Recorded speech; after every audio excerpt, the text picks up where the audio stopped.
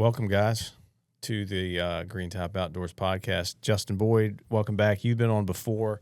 Lewis, this is your first time on the podcast, isn't it? Yes, sir. Welcome, First time. sir. Thank Welcome. you, sir. Yeah. We're going to talk about a pretty hot topic today. It's been in the news a lot, and it definitely involves the firearms industry big time. It's a big piece of that big, beautiful bill of President Trump. And it involves the NFA division of ATF, correct? Sure does. So let's get a little backstory on this this bill and what it was for and how it kind of originated. I would say the Hearing Protection Act, which has been an active piece of legislation for the last 6 to 8 years. Fair to say, so. maybe more than that. It is a piece of legislation to remove silencers from the NFA branch of the ATF, to where you can legally purchase them through a background check over the counter, just like you would a firearm. And it's failed a couple of times, and it has been a part of the big, beautiful bill. And what else can you tell me about it, Justin? I can tell you that it's a long time coming. I mean, I don't think any argument can be made that suppressors are in common use at this point. Yeah. I mean, speaking for Green Top alone, we've sold thousands easily. So, yeah, I think it's long overdue. It's certainly nice to see strides being made in the right direction in terms of gaining ground on Second Amendment rights as opposed to losing it, which historically... The last 4 years... been a little tough, man. Yeah. Like, on the edge of my seat, like what's going to happen next? Yeah, exactly. Feeling a little bit better about this administration and the Second Amendment. And specifically this particular ATF. Yeah, that too. We've seen wait times go down to days. Yeah. Spoiler, we're looking at $0 tax stamps at this point. Right. So yeah. Definitely gaining some ground. Yeah, and Lewis, you're a part of it every day too, and so you get to talk to customers, and you can relate to their frustrations and the whole process and the tax stamp fee, all of that. Obviously, the wait times have been much quicker in the last year, which has been wonderful. But this big beautiful bill that is attempting to take it out of the NFA branch altogether, it didn't happen the way it. We had always hoped it would be, but they're going to at least remove the $200 tax fee. Yes. So,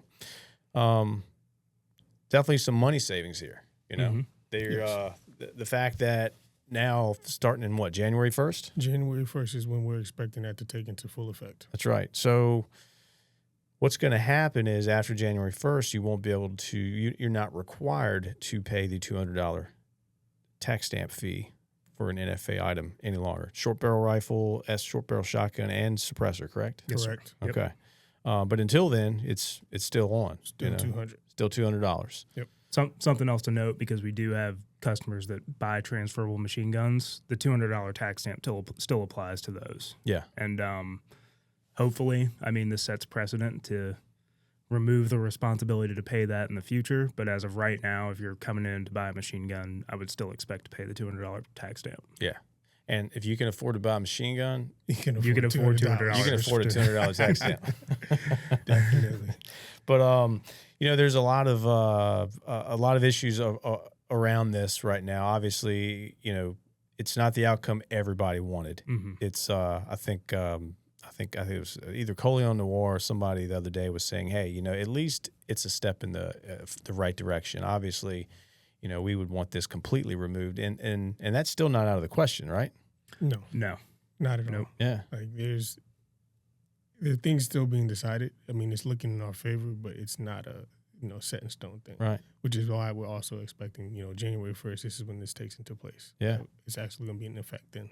Yeah, I think as far as I've heard, the HPA, the Hearing Protection Act, is still alive. Mm-hmm. Sure is, and it could still come back and surface somewhere else later this year. So there's still a chance for that. But I think the big issue in the news right now, in the industry news, is the legality of registering items in the NFA that are not taxed. Yep. Can you guys shed some light on that a little bit? Yeah. So the entire premise behind the NFA, a lot of the reason why it's continued to hold up in court is because the federal government was able to make justification that it should exist given it's a tax. Correct. And not a registration. We all know that precedent's been set that the federal government can't, have a formal registry for firearms. Whether or not the ATF bends those rules and does that anyway, I mean, that's a conversation for another day. But at least in the context of the NFA, now that the tax is being removed, it could be derived that, the entire law could be thrown out altogether. Right. Because it's not adhering to its original function anymore. Right. So you can, and I guess for someone who doesn't know as much about it, if you can't register, the point of that was to register the items. The only way to register the items was to pay a tax. Mm-hmm. So you pay the government, they're going to register the item for you. But now, since you don't have to pay the tax, what's the point in registering? Now it's just a registry. Correct. Before is to track who paid the tax and, track the order of that. And then the reaction to that was, okay, well, now it's time to sue the ATF, sue the Trump administration, sue anybody involved because it's unlawful. Yep. And last I looked, all of the major, gun advocacy groups, to include GOA, FPC, all the ones you guys are... NRA, ASA. Silencer Shop. Yeah. Yep. Silencer Shop, American Suppressor Association, and NRA, all of them. Yep. So they're all teamed up or solo, whatever. They're going after them, and we may see some movement on this sooner than later. It's hard to say. Hopefully. Yep. But let's talk about. Let's just say worst case, it doesn't happen. Come January, things are gonna get interesting. Mm-hmm. Sure are. I would say since the talk about this in the bill, suppressor sales have slowed up a little bit. I think a lot of people put the brakes on doing the paperwork, getting their fingerprints done, making any purchases or any additional purchases because of one, the $200 tax stamp fee. They were going to kind of wait and see what happens, and just kind of waiting to just see what if this stuff would even make it out of this the Senate or the House or whatever. But it has. It's of course it's been changed quite a bit. But I think the big issue for a lot of people is the $200 tax stamp fee right now. They still don't want to pay that, and they want to wait till January until that happens. Now, I'm of the opinion right now if there's a suppressor that I really want or I need for hunting season or whatever. I'm gonna suck it up and I'm gonna pay the $200 tax stamp. I'm gonna get it right now. Jump on it. I'm gonna jump on it. If you live through 2020, you know all too well that supply and demand issues will come back to haunt you if you sleep on them. So, don't leave yourself subject to the manufacturing capability of these companies in times of high demand. Buy what you need. It's on the shelf right now. I mean, last I checked, Silencer Shop's got just about everything in stock. We're looking good too. Yeah, we got good inventory here. Of course, we sell a lot through Silencer Shop as well. And there's rebates going on right now too, where a lot of either manufacturers or distributors, online dealers are going to be pushing a $200 rebate or a tax stamp fee. Yeah. Or a tax stamp rebate. So there's some deals out there also. So maybe take advantage of that as well. Definitely take advantage of it because it's just like last year with the fast turnaround times. We saw a lot of those cans, off the shelf. Suppressor industry, they've never had to, create that much inventory in such a short time frame before. So it's definitely going to take a hit once everyone decides that, hey, I want a suppressor now, no tax stamp. Yeah. Yep. So going back to it, the question is, do I wait or do I not wait? That all depends on how bad you really need your suppressor or your SBR right now. I mean, that's really what it all depends. Again, if it's me, I remember those days. Supply and demand's a key thing, and there were times where you're going to wait just as long for a suppressor to become available, and then, not to mention, more people are going to want to purchase now after the first of the year because now there's no $200 tax stamp fee. So it's going to bog down the system. And your wait times, which usually now are what? Anywhere from a week to 30 days? We're averaging, a short time is a week to 2 weeks. A long period is probably 30 days to maybe a little over a month. Yeah. So with more people submitting, I mean, I can naturally assume that it's going to pick up. It's going to pick up, and those wait times are going to stretch even longer. They probably are, yeah. But, you know, and there's so many suppressors out there right now, and then I think you're going to see more companies coming out of the woodwork now and building suppressors. I've already seen 2 gun manufacturers come out with suppressors. I believe Savage is one of them. Savage is one, yep. Pretty nice suppressor, too, for a rifle. And then I believe Ruger's the other. Or actually, you know what? I think maybe Dead Air is building stuff for Ruger. I can't remember. Maybe I got that wrong. But anyway, you know, Ruger used to build suppressors years ago, and then the process was just it would take 12 months to get anything, and I think they gave up on it after a couple of years. But and Savage's is built by Maxim Defense. That's right. Maxim does the Savage, and that's an over the barrel, right? They have an over the barrel. They have an over the barrel option. option. It's a 30 cal option. So so there's going to be a lot of cool new technology coming out soon, and which, by the way, I guess the thing now is lightweight hunting suppressor. That's the competitive edge right now there, and all the other brands. And I think Dead Air started with that Nomad TI a while back, and then Silencer Co. came out with the Scythe, and now I think everybody's got a titanium. Everyone has a titanium off right now. Yeah. So the real question is, what do you guys think? Opinion. What do you think is going to happen? And what's your forecast for January, Justin? I'll start with you. Yeah, I mean, I certainly think that we'll see the limits of the manufacturing capability of like the collective suppressor industry. You know, to shine light back on the point you guys made earlier, there's going to be an influx of buyers because of the fact that the $200 barrier to entry is gone. Yeah. On top of like already trending upward suppressor ownership. So I would anticipate longer wait times. I would also anticipate, historically desirable cans, things like the Surefire RC2 come to mind, to be, less common than they are right now. Despite the fact that that's going to be like uncomfortable in the moment, I still think that this is a good thing.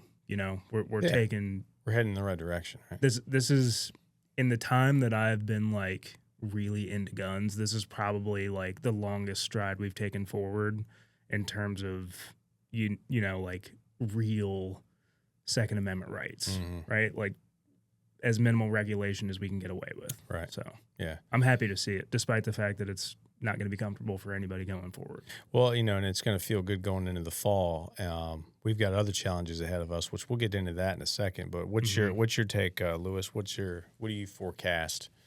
You think it'll stay the way it is now, and come January they'll still be fighting it out in the courts over the legality? I do think it's going to still be a lot of fighting in the court systems on like is this really beneficial? Like I think both sides are going to have a lot of pushback. But like Justin mentioned, everyone that's ever thought about it, ever considered it, a lot of people jumped on it early with the quicker turnaround times. Well, now if they no longer have to pay tag stamps, well, now I can just get my fun cans. Maybe I already have the cans I wanted or I needed. Now they're coming in to I want to put a can on everything, which is what most of us want to do. Well, I've yet to buy a rimfire can. Yeah, because a rimfire can. I can't believe that. That's crazy. I've yet to buy one. I've got everything but a rimfire can, and for me, it's always been like I can't spend a tax stamp for something that I'm a little bit. I mean, a $300 suppressor, and then I got to put another $200 into it. Yeah. It's harder for me to commit to that. But I'll probably get one in 2026. Yeah. We'll see. I don't know which one yet, but that's still debatable. There's a lot of good ones out there. But definitely the inventory thing. Like, we saw that with just quick turnarounds. Yeah. People willing to pay the tax stamp with the fast turnaround times. Now, imagine if there's no tax stamp. It's going to be a nightmare. It's going to be wild, man. It's going to be a frenzy. It's going to be like appointment only. The good kind of frenzy. Yeah. Good kind, The type of gun frenzy that you like to see. That's right. And if you've never done the process before, we've got a pretty cool video on our website. If you want to check that out, it explains the process and how you go to the kiosk that Silencer Shop does and get your fingerprints. And I think Ian did the video, and it's a really good explanation of the whole process. Short video, but if you're not familiar with how this works, it's a good way to go and check it out. A minute ago or 2 minutes ago, I mentioned some challenges, some state and local challenges that we may be facing because we're in the midst of a governor's race currently. And this past year we cut it close because our House and Senate and our state legislature passed sweeping gun control laws that, of course, our great governor Glenn Youngkin vetoed. And shout out to that guy. Yeah, I'm gonna miss him, man. Seriously. Yeah, I heard it was over 170 during his tenure that he vetoed. Yep. You know, just trying to. It was a lot of rights. nonsense. Yeah. But that has been since I guess before Northam became governor. Oh yeah. This gun control in Virginia has always been an active piece of legislation, and it's gotten worse as the years have gone by, and it's going to be back again in January. Absolutely. Not sure who's going to win this election. I think Spanberger's probably ahead in the polls. I don't know if I always trust the polls, but they've been wrong before. They've been wrong before. And you know, there's a very I'd say I can't even say there's a very good chance. It's almost 100% chance that anything gun control that passes in the House and the Senate hits her desk, she's probably going to approve it. Yep. So it's party. It's a very important election for Virginia, especially for the Second Amendment. So this also goes for the House and the Senate. If the House and Senate can change, that could also tip the scales as well. So we'll see. Provide us a buffer, so to speak. Exactly. Yeah. But this is a very important election all around for Virginia this year, and a lot of people don't realize it. That's the dangerous thing, you know.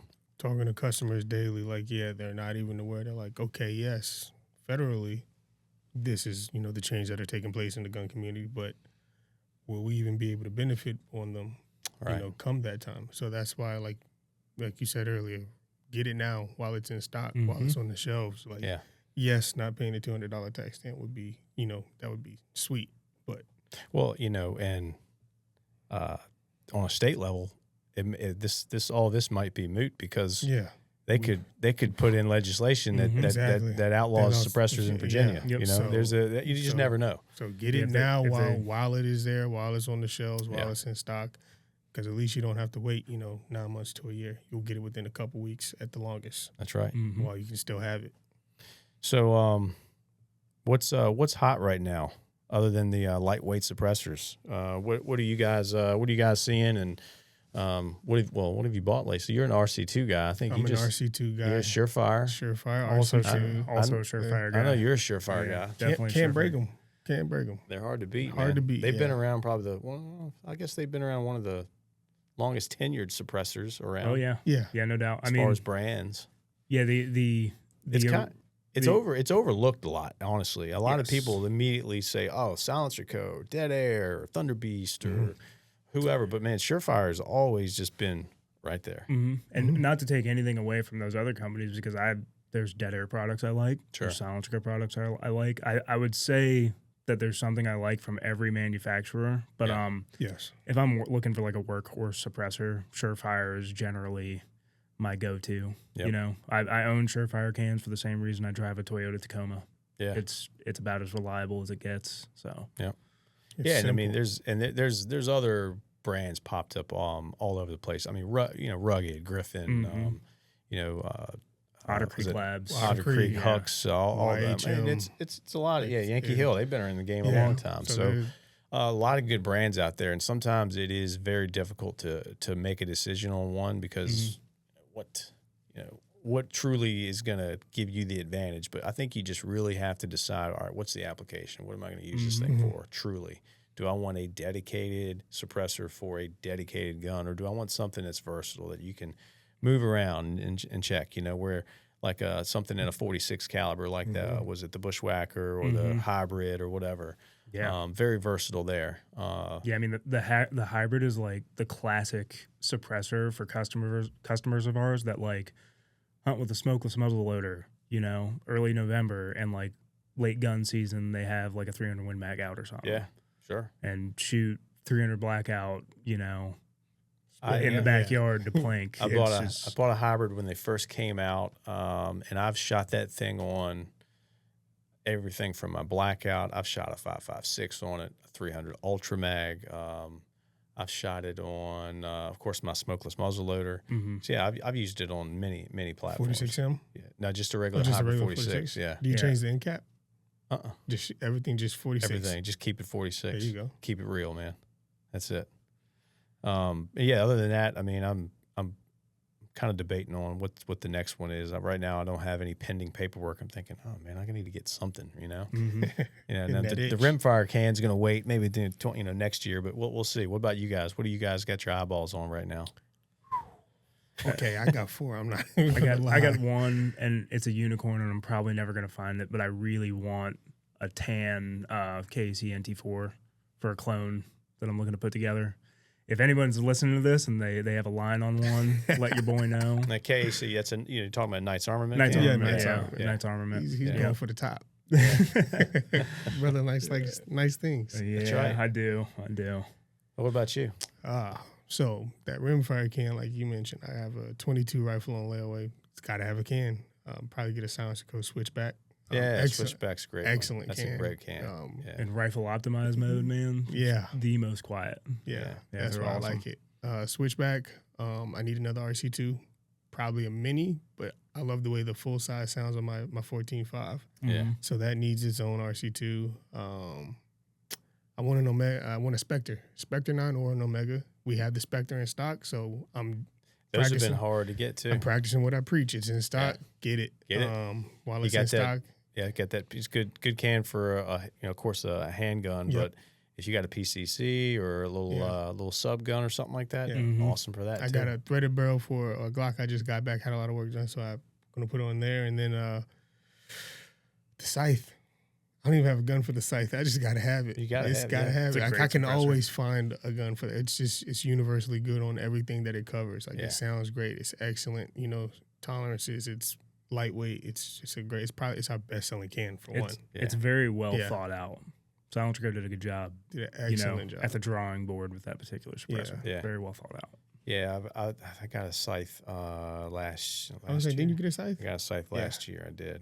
I love that thing, especially hunting with it. It's great, man. Mm-hmm. Like I remember we could not keep them in the shelves. Sometimes they wouldn't hit the floor. Yeah. Those things were on go. Yeah, and then now of course you got the gray one and then the Silencer Shop exclusive, the all black one. Yeah. You want an all black one. Now's a good time to get one because they are available, not for long. We had 24. Last time I checked, we were down to 11. Yeah.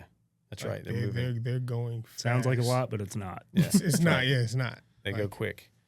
But no, it's kind of an exciting time, but also it's a time where there's still some things to worry about. Mm-hmm. Shout out to Justin Burke for kind of keeping us updated on all this stuff. He does a good job of keeping an eye on things and keeping us informed on what's going on and interpreting certain things. He's good at that. If you asked him his opinion right now, he would just kind of probably shrug his shoulders like he always does. And I guess we'll just see what happens. Right? Yeah, just wait and see. Gotta love that about Burke. That's right. Always even killed. Yeah. So hunting season's approaching, and it's July. I know you're getting ready to go. You're going to be going somewhere in August, aren't you? Yep. Yeah. Me and a guy from River from archery. We're going to Nebraska for a mule deer pronghorn archery hunt. It's going to be good. 10 days, man. We'll see. We'll see what shakes out. Yeah. Nice. Should be fun. Should be great. Yep. Get the big one. I'm gonna try, man. I'm gonna get whatever I can get, as long as it's legal. just get it legally and try to video it too. Yeah, we're gonna try to. Well, all right. Hey, look, guys, thanks for being here today, and thanks for sitting down and talking and discussing this. It's a hot topic right now. Figured we would sit down and just discuss it and just get a little more information out there to everybody. Just kind of get our feelings on it too. So I'm hoping these lawsuits will help, and we'll see what happens. Worst case is, hey, it's come January, you won't be able to pay $200 anymore. So we'll see what happens. All right. Awesome. So thanks, guys. Good talk, guys. Appreciate it. No problem. All right.